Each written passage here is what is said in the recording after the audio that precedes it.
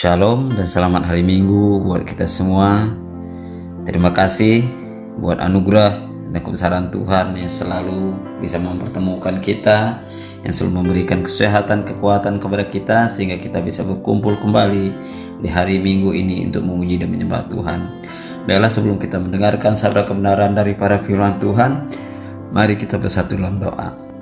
Segala pujian, hormat, kemuliaan bagi nama-Mu Tuhan. Terima kasih buat anugerah-Mu, terima kasih buat kebesaran-Mu, terima kasih buat pertolongan-Mu, terima kasih buat kasih setia-Mu yang tidak pernah berubah dalam kehidupan kami. Terima kasih juga Bapa buat hari ini.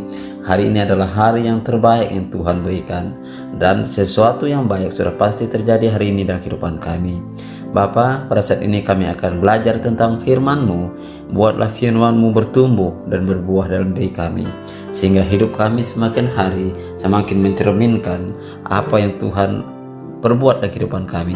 Dan kehidupan kami hari demi hari semakin mencerminkan bahwa kami adalah anak Tuhan.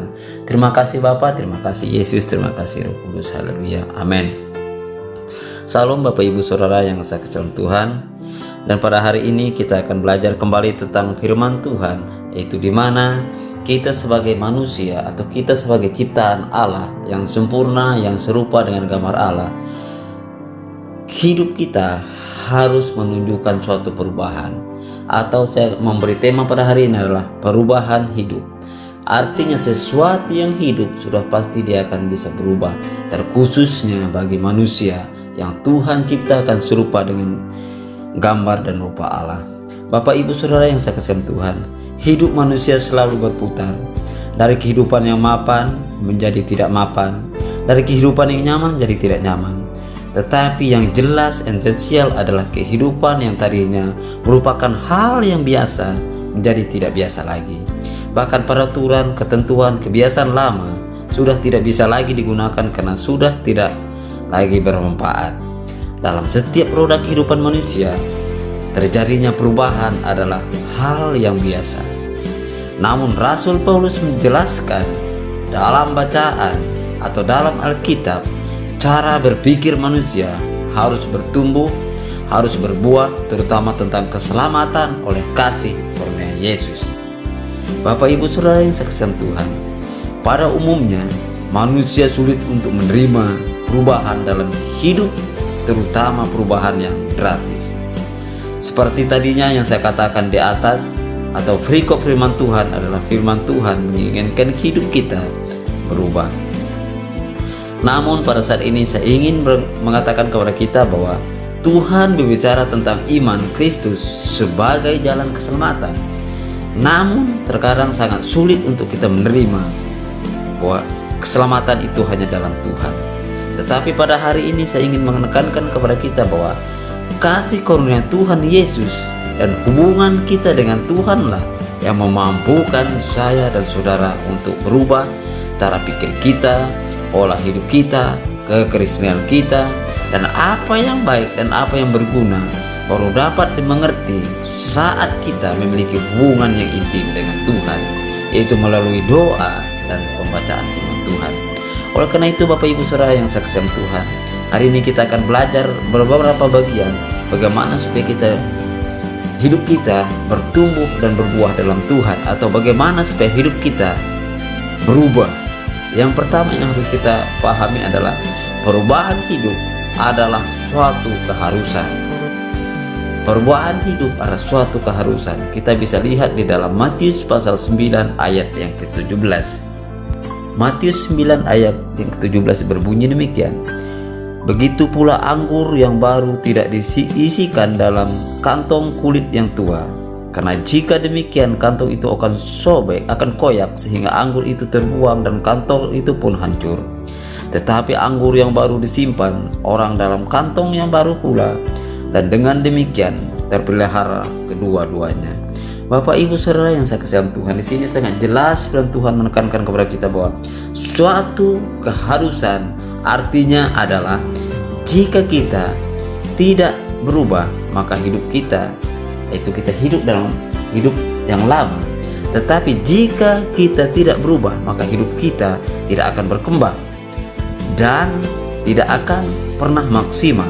Kenapa? Karena kita butuh perubahan.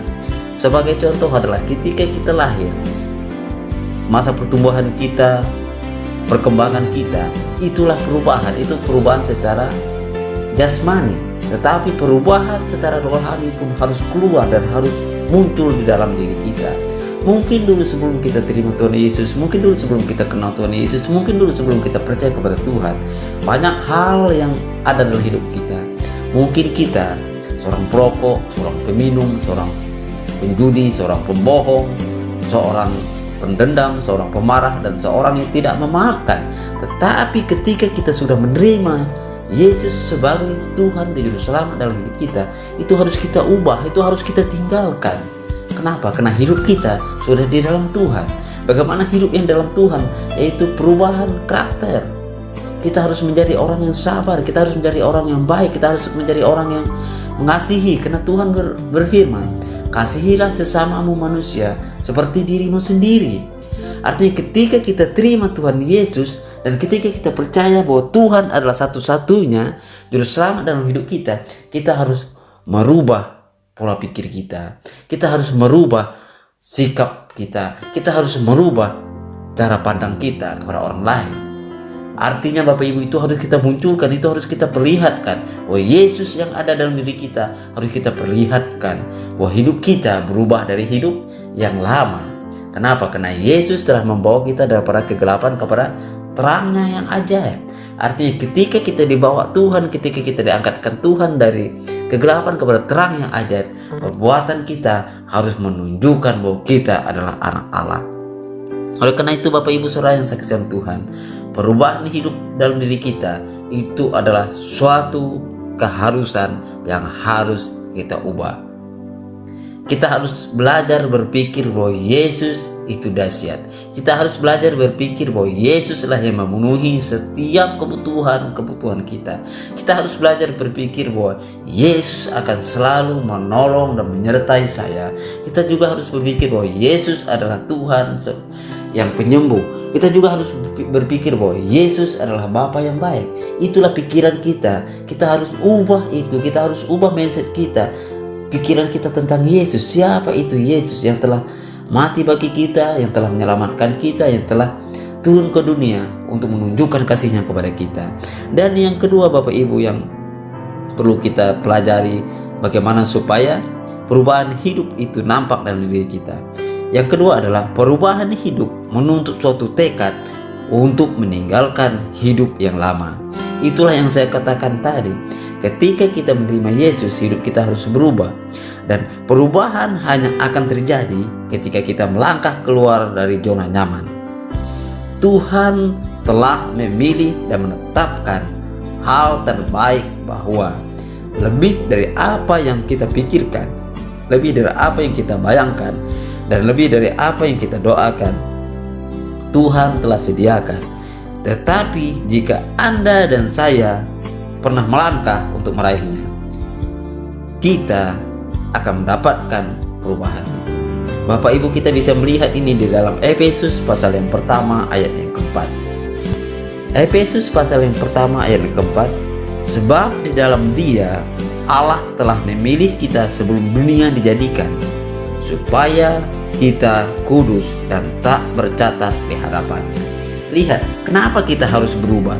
Kenapa? Karena Yesus telah memilih kita sebelum dunia dijadikan. Bahkan dalam firman yang pun dikatakan bahwa di dalam rahim ibumu kau telah kubentuk.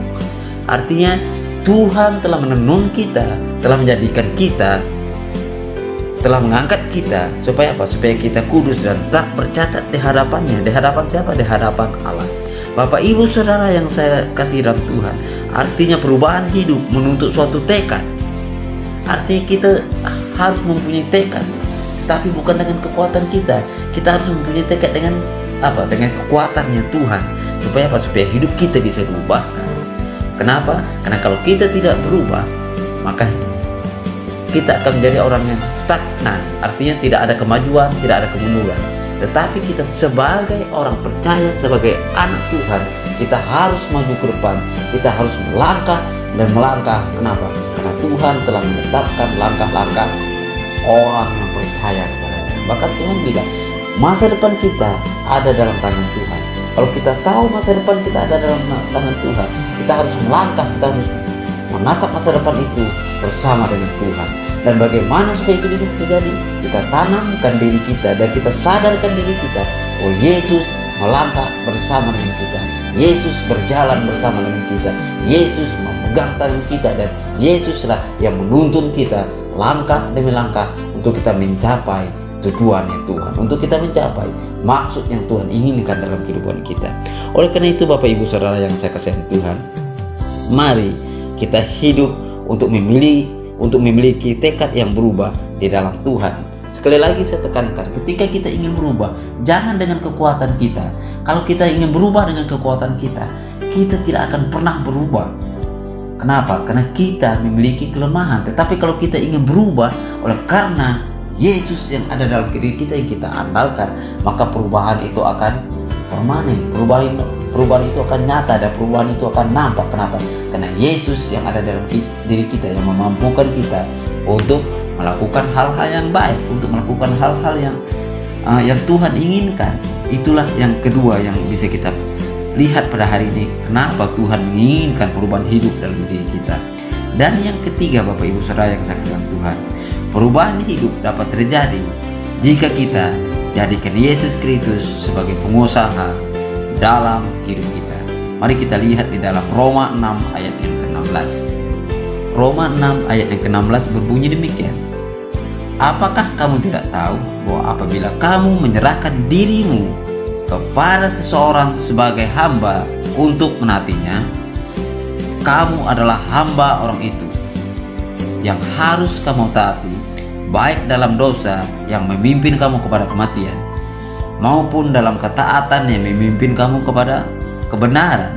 Artinya Bapak Ibu, ketika kita dulu sebelum kita terima Yesus, sebelum kita percaya Yesus, sebelum kita tahu siapa itu Yesus, kita hidup di dalam hamba dosa atau kita hidup di bawah kuasa iblis. Kenapa? Karena kita tidak tahu tentang Yesus dan kita mengabdikan diri kita kepadanya, dan kita menganggap bahwa benci itu normal. Kenapa? Karena ketika orang membenci kita, kita juga merasa bahwa itu normal kita membenci. Dan ketika orang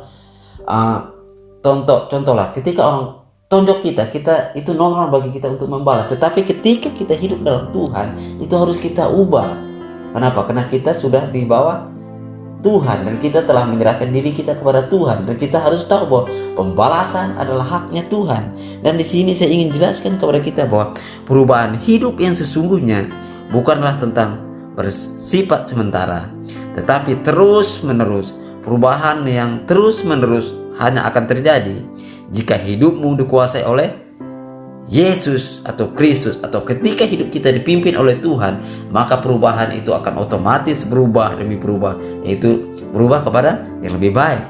Dan ketika kita menjadikan Yesus sebagai pengusaha, artinya engkau sedang menundukkan hatimu kepada Tuhan dan membiarkan kehendak Tuhan yang memimpin hidupmu. Ini yang sungguh luar biasa.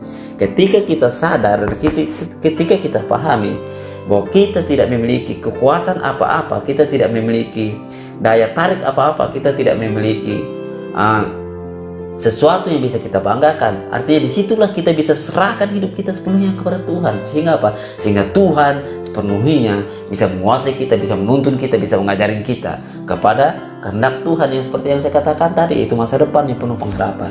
Oleh karena itu Bapak Ibu Saudara yang saya kasihi Tuhan, mari kita hidup di dalam kebenaran firman Tuhan. Mari kita berdoa. Bapa yang ada dalam kerajaan surga, Allah yang kami kenal sebagai Tuhan dan Juru Selamat dalam kehidupan kami, pada saat ini Bapa, kami telah mendengarkan firman-Mu. Biarlah firman-Mu memberikan kekuatan yang baru kepada kami, dan firman-Mu lah yang akan menuntun kami sehingga kami bisa menjadi lebih baik, bahkan kami bisa melihat perbuatan-perbuatan-Mu yang ajaib dalam kehidupan kami. Bapa, pada saat ini kami ingin menerima berkat daripada Tuhan, dan biarlah berkat Tuhan itu yang akan selalu menuntun kami, akan selalu mengajarin kami. Mari kita angkat kedua tangan kita. Tuhan berkati engkau dan melindungi engkau. Tuhan melindungi engkau dengan wajahnya, melindungi engkau dengan wajahnya.